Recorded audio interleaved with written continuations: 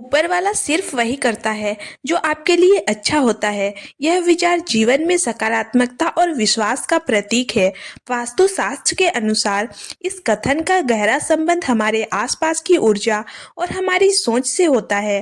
वास्तुशास्त्र एक प्राचीन भारतीय विज्ञान है जो जीवन में सुख, समृद्धि और शांति लाने के लिए प्राकृतिक ऊर्जा का संतुलन बनाए रखने में मदद करता है।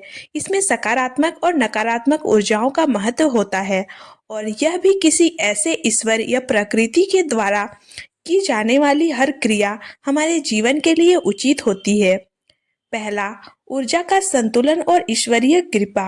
वास्तुशास्त्र के अनुसार हमारा घर और आसपास का वातावरण सकारात्मक और नकारात्मक ऊर्जा का संगम है। ईश्वर, जिसे ऊपर वाला कहा जाता है, इन ऊर्जाओं का स्रोत और संचालक माना जाता है। जो कुछ भी होता है वह हमारे कर्म और ईश्वर की योजना का परिणाम होता है। यह योजना हमेशा हमारे भले के लिए होती है, भले ही वह हमें तत्काल समझ में ना आए। जब कोई नकारात्मक घटना होती है तो वास्तुशास्त्र कहता है कि यह आपकी जीवन की यात्रा को सही दिशा देने के लिए हो सकता है। घर में मुख्य द्वार के स्थान या रसोई की दिशा में वास्तु दोष होने से समस्याएं आती हैं, लेकिन इन्हें ठीक करने के बाद जीवन में सुधार आता है। इस प्रक्रिया को भी ईश्वर की कृपा समझा जा सकता है। नंबर 2, दिशाओं का महत्व और उनका प्रभाव। वास्तुशास्त्र में दिशाओं का गहरा महत्व है। हर दिशा किसी विशेष देवता या प्राकृतिक तत्व से जुड़ी होती है। सही दिशा में निर्माण और सामान की व्यवस्था से सकारात्मक परिणाम मिलते हैं। उत्तर दिशा धन के देवता कुबेर की दिशा है। यदि घर में उत्तर दिशा में कोई दोष है तो आर्थिक समस्याएं हो सकती हैं। इस दोष को ठीक करने पर जीवन में धन का आगमन होता है। यह ईश्वर की योजना का हिस्सा हो सकता है कि आप वास्तु दोषों को पहचान कर सुधार करें और समृद्धि प्राप्त करें। पूर्व दिशा सूर्य की दिशा है जो जीवनदायिनी ऊर्जा और स्वास्थ्य का प्रतीक है। यदि पूर्व दिशा में कोई अवरोध है तो स्वास्थ्य समस्याएं हो सकती हैं। इसे ठीक करने पर स्वास्थ्य में सुधार होता है जो ईश्वरीय कृपा के अंतर्गत आता है। नंबर 3, कष्ट और संघर्ष का कारण और समाधान। वास्तुशास्त्र कहता है कि जब हम किसी कष्ट या समस्या का सामना करते हैं तो वह हमारे जीवन में सीख देने के लिए होता है। ईश्वर कभी भी हमें ऐसा कुछ नहीं देते जो हमारे लिए हानिकारक हो। हर कठिनाई के पीछे एक सीख या बेहतर परिणाम छिपा होता है। दक्षिण पश्चिम दिशा में दोष, संबंधों और स्थायित्व में समस्याएं पैदा करना। उत्तर पूर्व में शौचालय मानसिक शांति और समृद्धि में बाधा उत्पन्न करता है। इन दोषों को सुधारने के बाद व्यक्ति को सकारात्मक परिवर्तन का अनुभव होता है।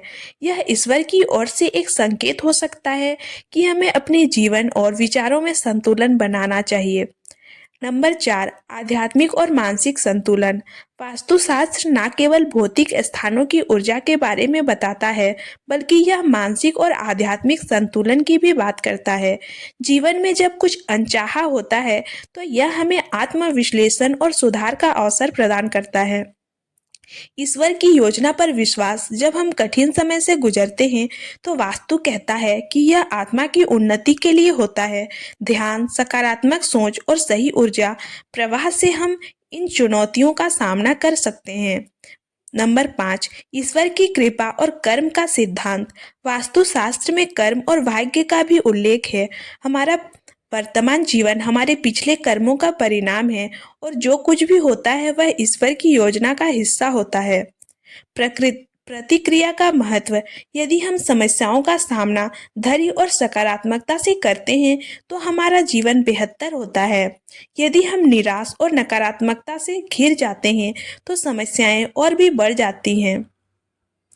नंबर 6, प्राकृतिक तत्व और ईश्वर की योजना। वास्तुशास्त्र पंच तत्वों जल, वायु, अग्नि, पृथ्वी और आकाश पर आधारित है। इन तत्वों का असंतुलन जीवन हमारे जीवन में समस्याएं पैदा कर सकता है, लेकिन जब इनका संतुलन सही होता है तो जीवन में समृद्धि और शांति आती है। ईश्वर ने इन तत्वों को हमारे लाभ के लिए ही बनाया है और इन्हें समझकर सही दिशा में उपयोग करना हमारी जिम्मेदारी है। वास्तुशास्त्र का मूल संदेश यही है कि जीवन में हर घटना के पीछे कोई न कोई कारण और सीख छिपी होती है। ईश्वर का हर कार्य हमारे कल्याण के लिए होता है।